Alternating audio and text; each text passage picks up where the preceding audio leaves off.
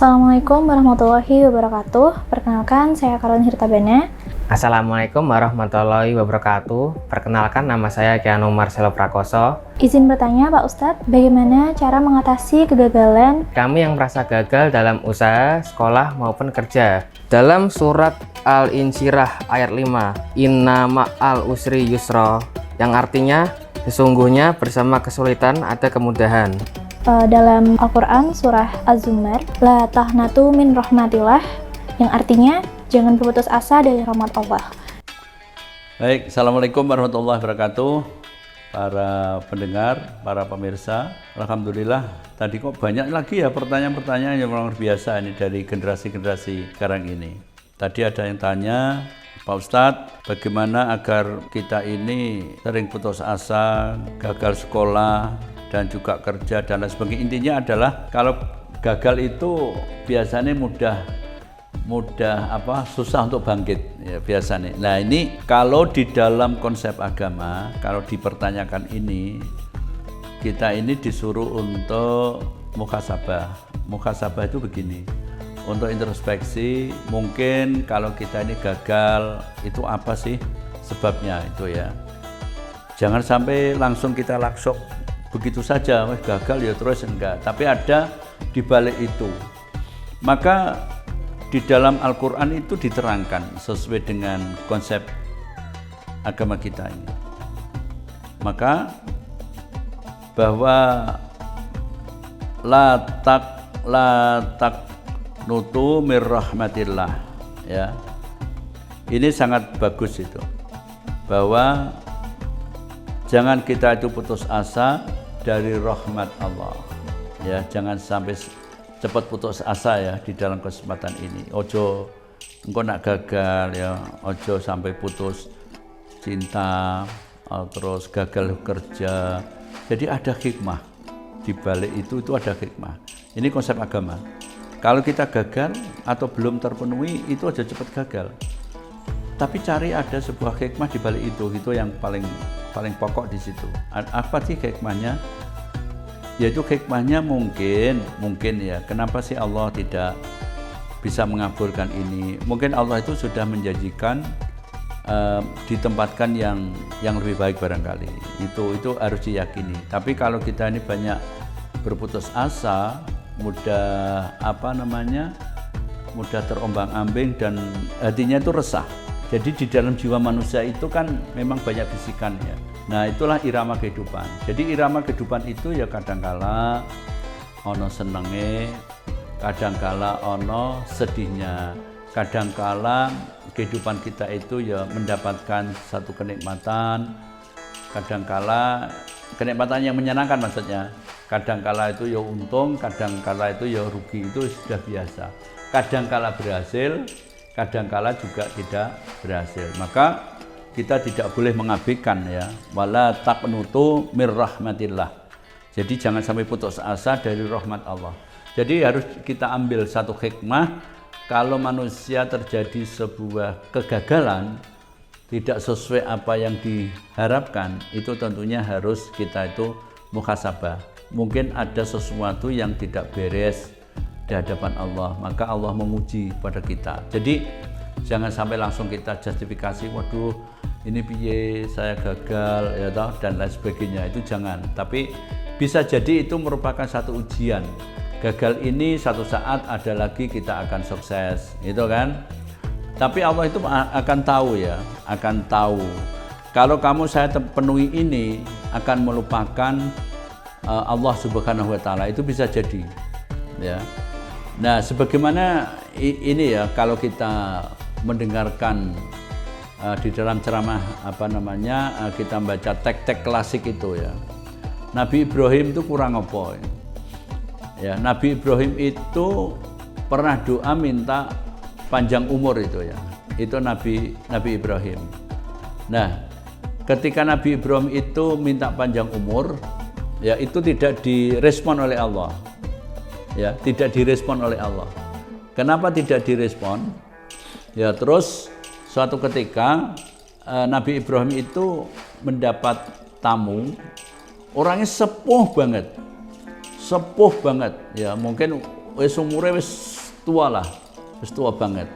Suatu ketika tamu ini di rumahnya Nabi Ibrahim, sehingga disuguhi oleh sesuatu ya, mungkin kurma atau apa. Tapi orang sepuh ini itu tidak bisa makan dengan baik, tidak bisa memakan apa yang diharapkan itu ya. Sehingga dia ini mungkin kurma hanya dimakan sedikit-sedikit, dikunyah dan lain sebagainya. Terus Nabi Ibrahim berpikir, waduh, aku tadi kok sempat ndonga pada pangeran kok minta panjang umur ya. Padahal ini panjang umur aku seperti orang ini seperti apa nanti ya. Terus direvisi katanya.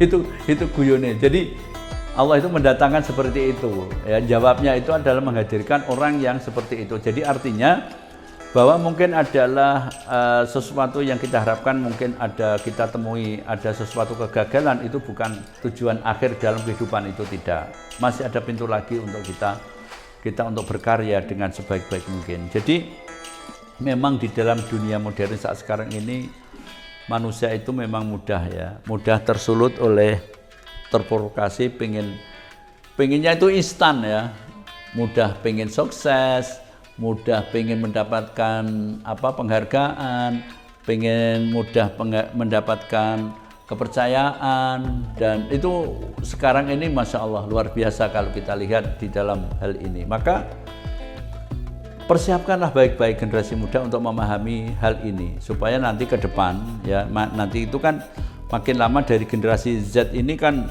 pasti akan mengalami yang lebih parah lagi, yang lebih dahsyat lagi, yaitu lebih modern lagi gitu, kira-kira seperti itu. Maka solusinya adalah tadi itu yang saya sampaikan. Jadi wala taqnutu mir rahmatillah, jangan putus asa dari rahmat Allah Subhanahu wa taala. Intinya itu hikmah.